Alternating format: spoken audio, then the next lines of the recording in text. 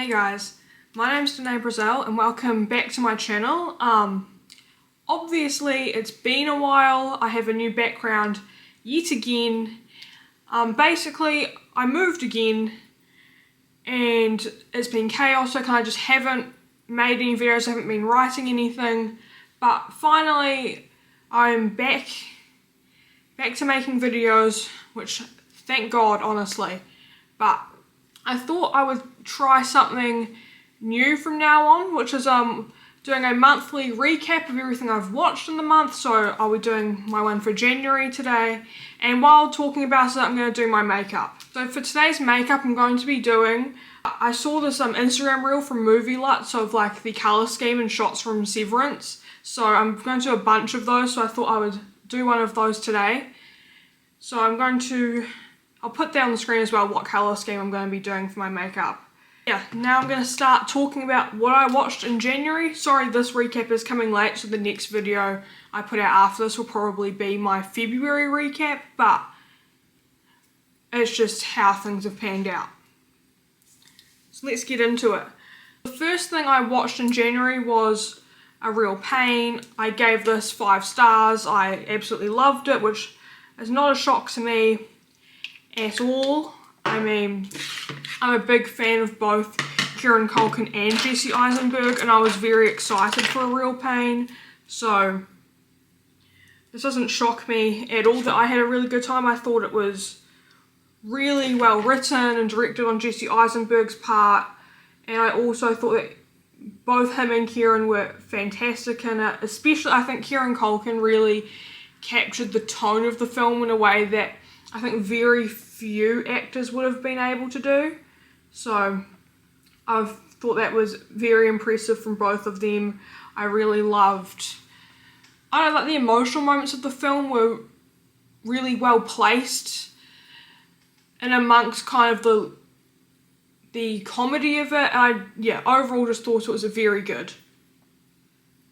Then I watched, I can't believe this for the first time in my life, but is Call Me By Your Name, which is crazy that I hadn't seen this before considering I am such a Luca Guadagnino fan, but I just had never gotten around to it for whatever reason, and yeah, I loved it. Again, I gave this 5 stars. It's now in my favourites. The poster is now down here, you can't really see it that well, but yeah, I thought Call Me By Your Name was fantastic.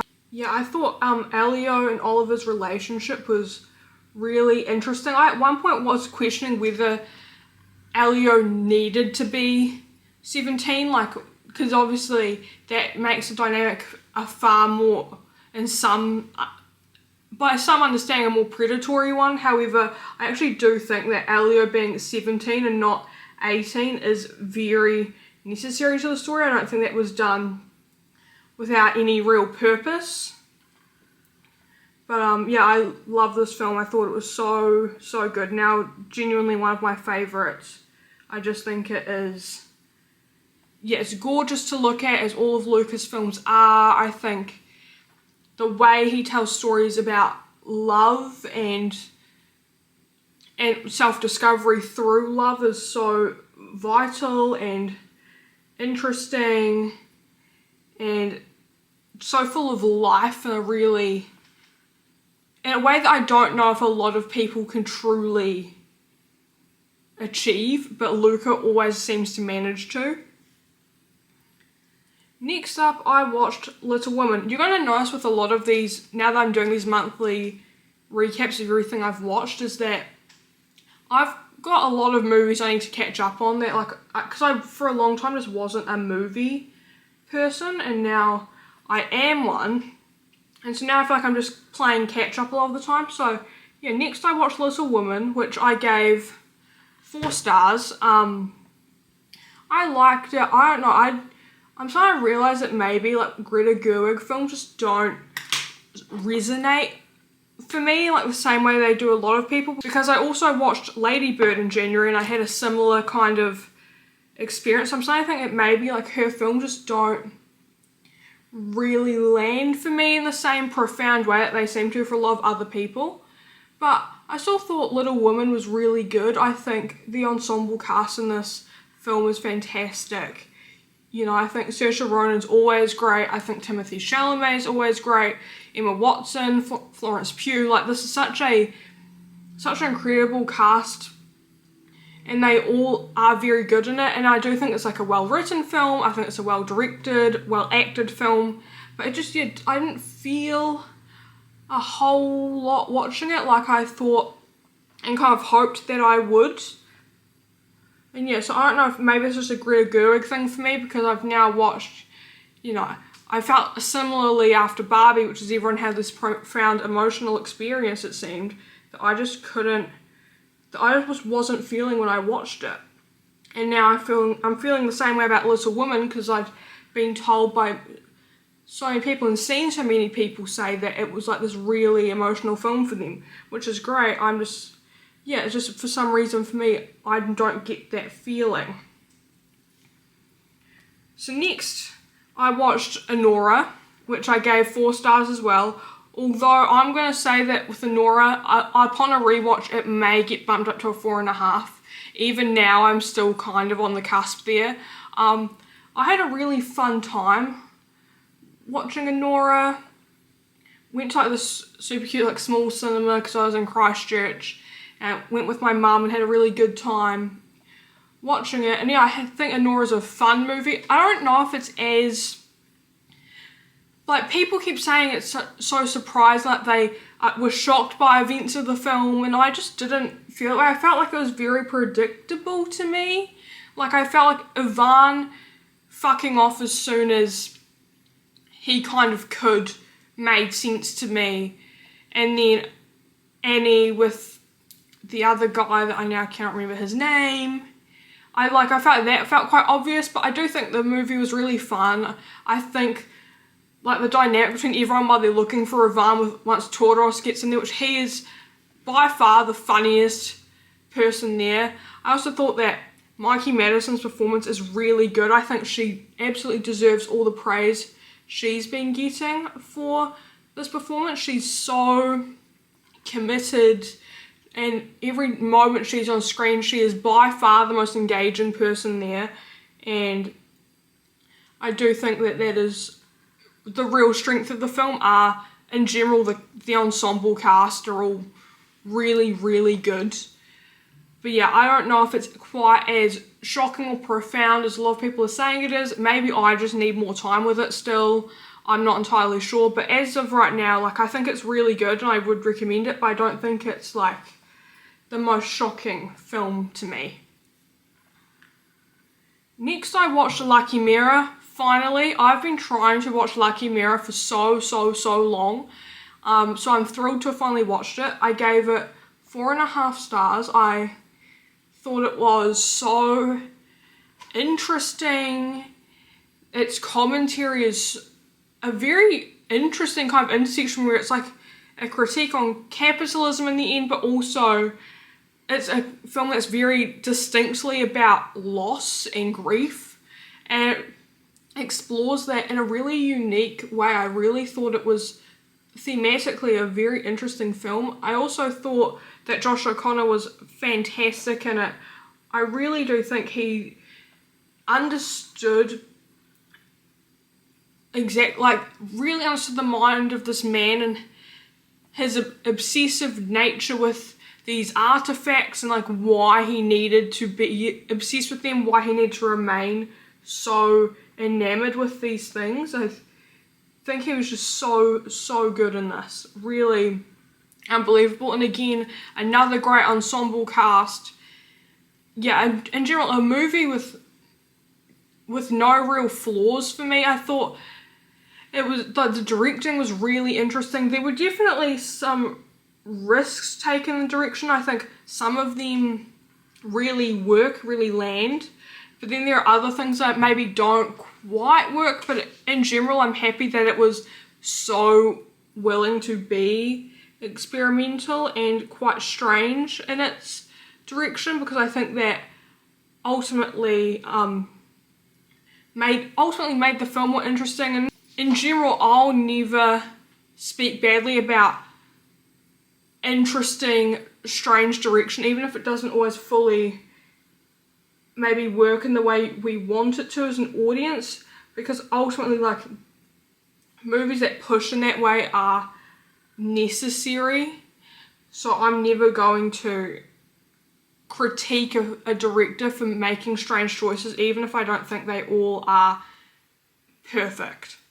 So next I watched Lady Bird, and again I gave this a 4, which I was shocked by, because I really thought Lady Bird was going to really resonate for me. I really thought it would be the kind of film that I would feel a lot from, but I just didn't feel much of anything. I don't really know why still. I can't fully seem to grasp what didn't land for me here. There was just something that I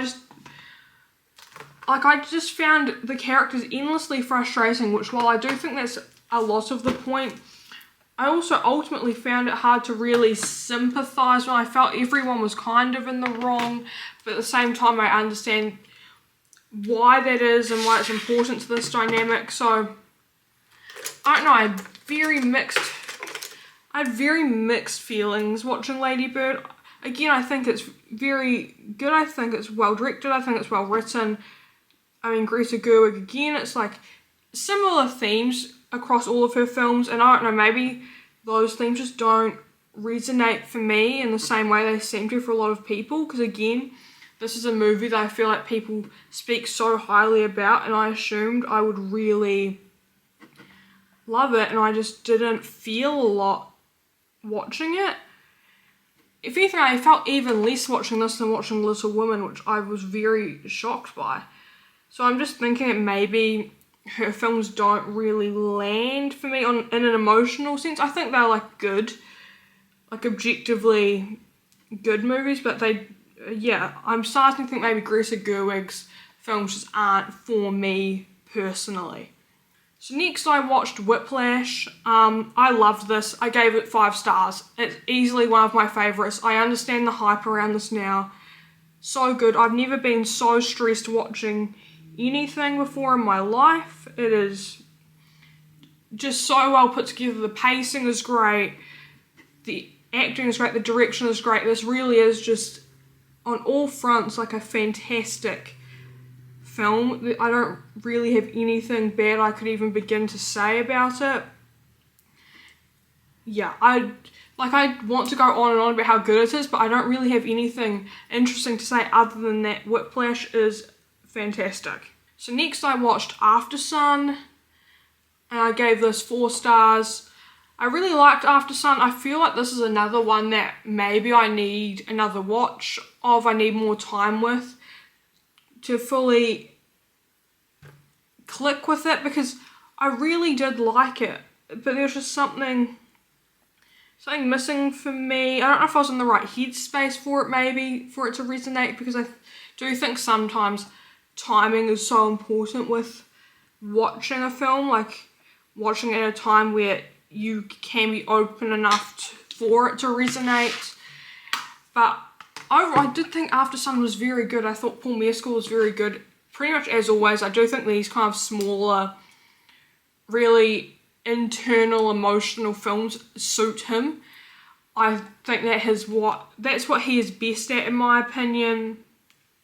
I would like to see him just continue doing more of that. I think it suits him really, really well, and I think he does it fantastically here. I think what makes Aftersun really good is how genuine and sweet of a relationship Paul Mescal's character and his daughter in the film have. I think it's so nice to watch a film like this, because I feel like we don't see that a lot, of like these really sweet, genuine relationships between like a father and his daughter, and what that dynamic looks like, especially when it's very clear that like he's like a young father, and you know, the unique relationship that kind of forms. But overall I thought, yeah, Aftersun was really good, but definitely one I would require a little more time with, but an easy one to recommend, I think. Next I watched Conclave. I fucking loved Conclave. I gave it a 4.5. Mainly because, like, I would say the only thing I didn't get from Conclave was I didn't have a super emotional reaction. Otherwise, it would be a 5. There's still a part of me that keeps going, like, it's so close to a 5 for me, but it's, like, just not quite. But I loved Conclave. I knew I would. This is the exact kind of film that really suits me. I love this kind of religious commentary. I thought, where do I even begin with my obsession with Conclave? First of all, the direction on this movie is gorgeous. Oh my god, this is a beautiful film to look at. How every shot is perfect. There's not a single shot in this film that just isn't incredible. It's like, I just can't believe, like, sitting there, like, every single shot, I'm like, it's perfectly staged, it's perfectly lit. The colour grading, I could go on forever about the colour grading in Conclave and how unbelievably good it is. The way that they up the vibrancy in the reds of, like, the cardinals' robes, and, like, the consistent colour motif of the red and white is incredible. It looks gorgeous. This film, like, is just a beautiful film to look at. And now I've seen people on Twitter posting, like, Edward Berger's concept art, and they better be making a book of that, because I will absolutely pay any amount of money to have a book of his concept art for this film. Because when you realise just how close the shots are to his original concept, like, I love a director that is so clear in their vision that, like, you don't even, that is so clear in the vision, like, their concept and their execution are so unimaginably similar, because they just understand what they're trying to do so well before even beginning to film it. And again, like, the lighting is so good. The things that they choose to keep in shadow versus what they choose to put in the light, it all helps to communicate what this film is trying to say so effectively.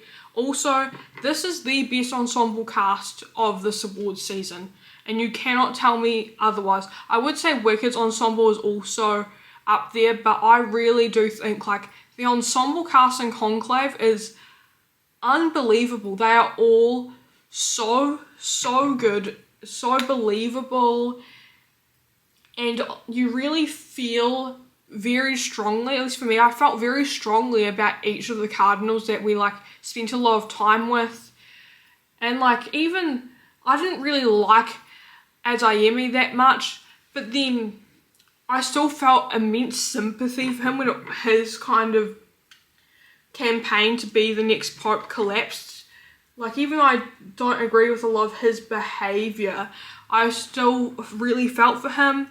I also obviously have to talk about Cardinal Tedesco being the funniest character I've seen in a film for a while. Like, I'm sorry, in the most important moments, this man pulls out a vape. And I think that's the funniest shit. Like there is real conflict happening, and this man is just stood there watching this shit vaping. Like, that's awesome, dude. I love that. And I also think that the ending of Conclave is genius. Far better and more interesting commentary than whatever Emilia Perez was trying to achieve. Yeah, I like how subtle that kind of reveal is, and how it's not, because they could really over dramatize that point in that moment, but they don't, and they keep it really subtle, but still leave it with Cardinal Lawrence to kind of sit with what that does mean for the future of the papacy and what they're all fighting for ideologically. Yeah, I loved Conclave. I really do think it is so good. I would be very happy to see it win Best Picture at the Oscars, honestly. Like, I think Honora will take it, and I'll actually be very happy with that too, but a Conclave win would be very, very cool to see. And yeah, I just loved it. Yeah, easily one of the best of the year. Now, following on from Conclave, I then watched Trap, which obviously is the new movie from M. Night Shyamalan from last year. And I gave this 2.5 stars because what the fuck is this movie? My god, it is weird. Now I'm going to start with my positives. Josh Hartnett is great in it because I think he gets that this is a weird movie in a really fun way. Like, he understands that, like, his job being here is to just say insane shit and look a little crazy. And he does that very well. However, that is about where my positives about the movie stop. First of all, it feels so unbelievably long, considering it's not a super long movie. Like, I think it's around the 2-hour mark, but this thing feels like it just never ends. Like, I kept checking the time because I was just like, when is it over? I cannot do this anymore. I cannot watch this anymore. It's weird, it makes no sense. And I do think there's something fun about it being so weird and nonsensical, but it just becomes so boring, which is, I think, the real issue with it. If it had stayed entertaining, I think I would have probably had a really fun time with it, but I just became unimaginably bored by it, and far too quickly as well. Then I watched The Barefoot Contessa from 1954, and I gave this 3 stars. First of all, I will start saying this film is gorgeous to look at. I love the look of old movies, and this one is no exception there. It really is stunning. The way it's lit and shot is unbelievable. The sets are obviously gorgeous. And I love the main actress in it, Ava Gardner, who plays Maria Vargas in this. I love her. She was very good. She, like, just took up space in, like, the best way. Every time she's on screen, I was always thrilled when she would pop up. However, my main issue with the film is definitely something to do with the time that it was made and set in, and that's because ultimately this film becomes quite shallow, and it's just all of these men's perception of this woman, and it's very clear that none of them have any real understanding of her. I think, except for maybe 1 or 2 of the men, when they're talking about her, seem to actually think of her as a fully formed person. But most of this film is just these men being enamored with her because she's beautiful, and they're not ever really, like, treating her like a real person or thinking of her as a real person. And that just becomes infuriating over time, because I think she's so interesting, but we really lose a lot of that throughout the film, and by the end of it, it's pretty impossible to give it anything better than a 3, because I was just too frustrated by the lack of depth afforded to this woman, who was clearly very interesting and could have been portrayed to have been far more interesting than she was.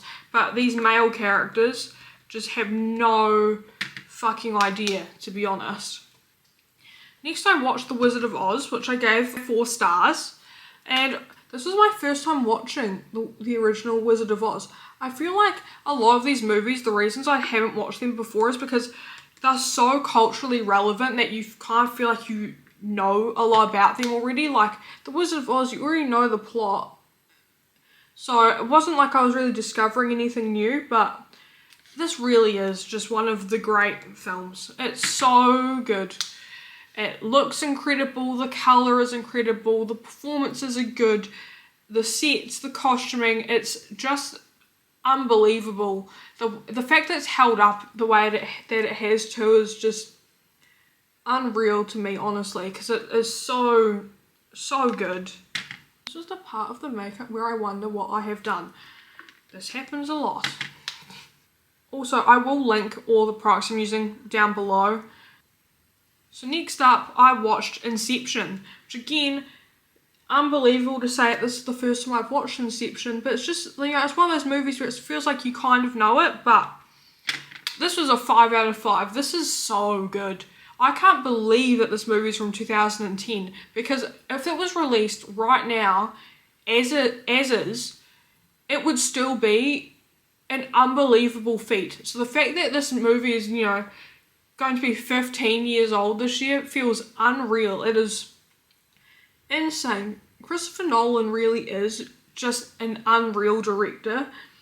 And every time I watch something from him, even when I am re-watching something from him or watching something for the first time, he is so good at this. Like, the way he thinks through the mechanics of his films is unbelievable. And the story here is also really interesting, and it's commentary on love and memory. I don't even have full words to describe Inception still. I feel like it's unreal. If you haven't seen it, you should watch it. If you have seen it, you should just re-watch it, because it is, yeah, one of the best technical films I think I've ever seen. Really, it's just unbelievable.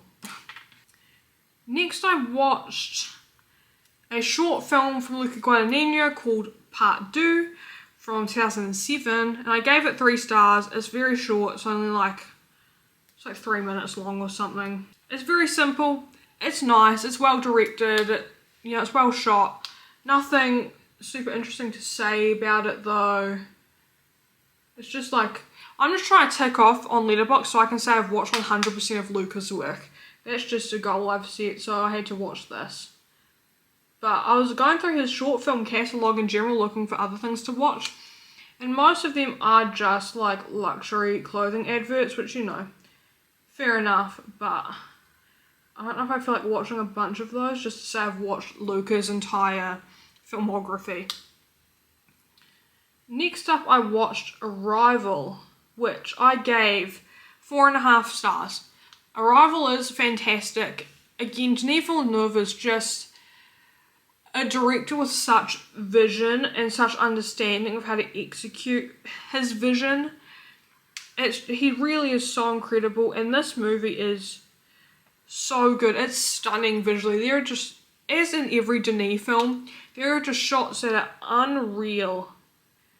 You know, like, you really are just left wondering how you even think of these things and shoot it in this way and light it in the way he does. It's just unbelievable to me. I also think the emotional story of this film is incredible.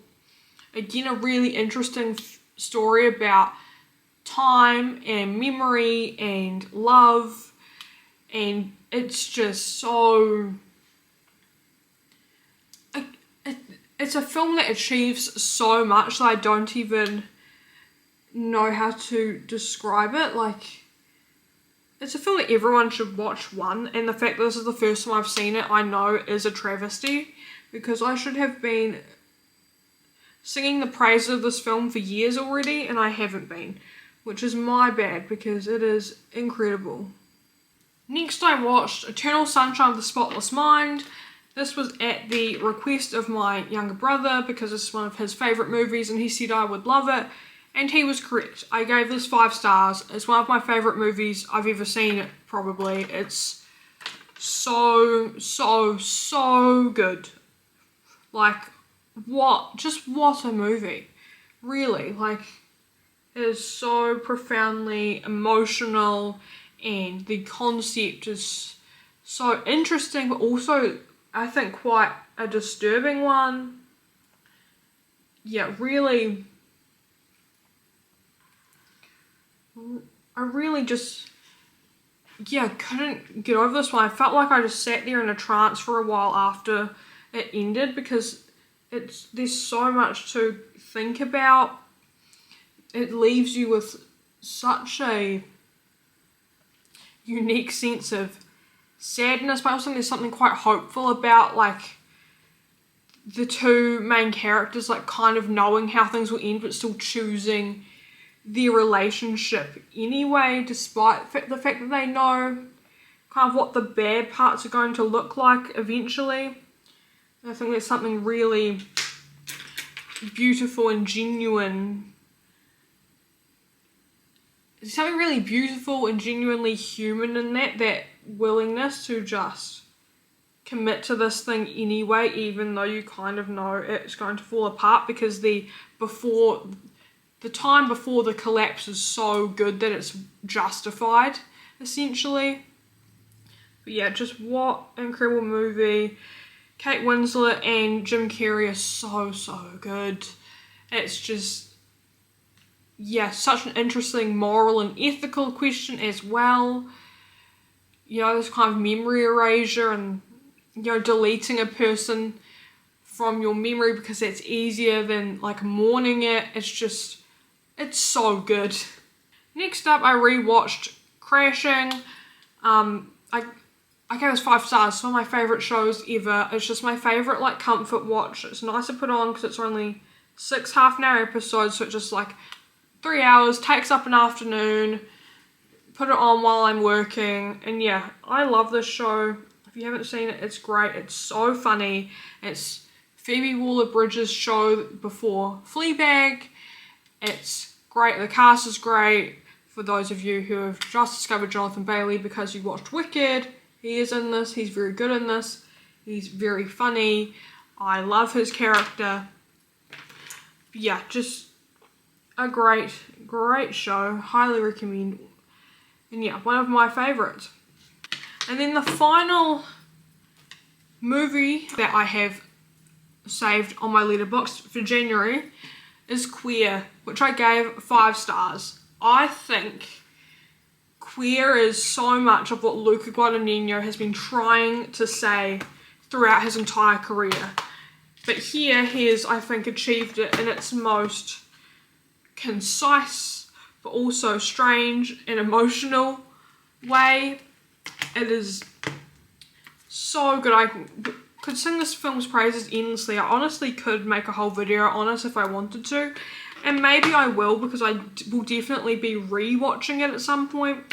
But it's just, where do I even begin? Maybe I will begin with the performances. I think that both Drew Starkey and Daniel Craig are fantastic, but Daniel Craig really is giving a kind of performance that I don't think we've ever seen from him before. It is so vulnerable and terrifying, even as a viewer, to feel like how open he is being in this performance as Lee.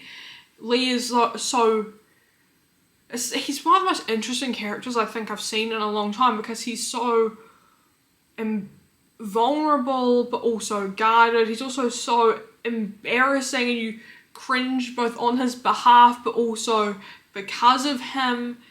But you also you really feel for him. You feel for his like desperation to just connect to someone, to feel any kind of real love from someone. And it's just unbelievable. I also think Drew Starkey plays Allerton very well. And like, once you understand that Allerton, as much as he wants to claim he isn't really committed in this relationship, he most certainly is. Like, he could easily avoid Lee if he wanted to, but he does choose to return to places that he knows Lee will find him. And he's also so interesting, because it's clear that he's going through something as well that's very difficult for him, and you see these two people that are really struggling with themselves and their own identities, but also their own separate struggles. And yeah, I think Drew Starkey also does a really good performance here and really balances a lot of what Daniel Craig is doing as Lee. I also do think that this quite possibly might be my favourite of Lucas films direction-wise. This movie is stunning to look at. It really is a gorgeous, gorgeous film. The colour grading on it, I noticed immediately. I was like, I'm obsessed with the colour grading. Really helps to give it this like vintage feel, but also still feels like grounded, and it's just beautiful to look at. I could just talk about it all day. and I thought the sets are gorgeous. Also, I do have to shout out Jonathan Anderson's costume design.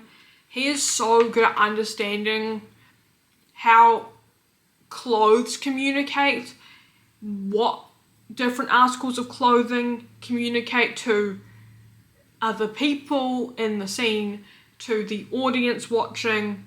He really has such an incredible grasp on that, and it's so clear in this film that, you know, what each character is also trying to project through their choices of clothing. And yeah, I mean, I'll just give, in general, just give me any chance to shout out Jonathan Anderson's work, and I will, because I am also just such a fan of his work in general. And in this, I think, yeah, his costume design is great. I also, of course, have to mention the score. Another great score from Trent Reznor and Atticus Ross. I also want Now on Vinyl to go with my challenges one. Like, just do it now. I will buy it. It's just so good. Really sets the tone super well. And yeah, I have to go back to the story. I think the use of imagery in Queer is fantastic. I almost am tempted to make a video about it, but we'll see, about what Luca Guadagnino chooses to use as like metaphors for love in his films, because we've now seen him use tennis, and Queer he uses centipedes, and Call Me By Your Name, I feel like you could probably say it's music, but I don't even know if that one really has a metaphor. And Bones and All, it's, you know, cannibalism, I guess, that kind of is used, and it's fascinating to me that, like, what he chooses to use to represent different kinds of love, because they're the like kind of imagery and like ideas that I've never seen someone use for that before. So I'm just fascinated by it. And yet in Queer, the idea of the centipede I think is so interesting, and one that I would like to sit with a little longer. But yeah, as you can see, I could talk about this film for a while. I really loved it. I don't really know what I'm doing with this makeup anymore, if you couldn't tell.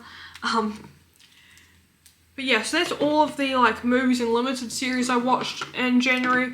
And then the only show I'm watching, which I'm still currently watching, obviously, is the new season of Severance. A video will be coming about season 2 of Severance, obviously. I will link below my season 1 video about the moral and ethical dilemma of Severance as a concept. And in there I did mention the question of consent. And in season 2, that has gotten so much crazier to think about now that we've seen what happened in episode 4 with Mark and Helly. I'll put quotations there. If you know what those quotations mean. You know why I'm not saying Helly normally. But what a disturbing turn of events. This show is unreal. I fucking love Severance. This show is just one of the best things on TV right now, honestly. But no, as you can see, I'm obviously obsessed with Severance because I added the poster to the wall, which I did in the last filming setup, and also because I'm currently doing makeup looks inspired by the colours used in Severance, which I will put the screenshot on the screen of what I'm doing for this look, and I will also link the Instagram reel that it's from. But season 2 of Severance has been quite possibly one of the most insane seasons of television I've ever seen. I actually do agree with people that say that, like, if they continue the show at this level of quality and like finish it this way, that it will be one of the best shows definitely of the decade and quite possibly of all time. Like, it's just unreal, the questions it poses, the direction. I think Ben Stiller's direction also deserves so much credit. It's just, I again, I could spend forever talking about Severance. I already have a 40-minute video and I'm going to make another, so clearly I will talk about it forever. I love how I almost forgot mascara. That's really good. Okay guys, well, that's everything I watched in January. Sorry that this recap is coming so late in February.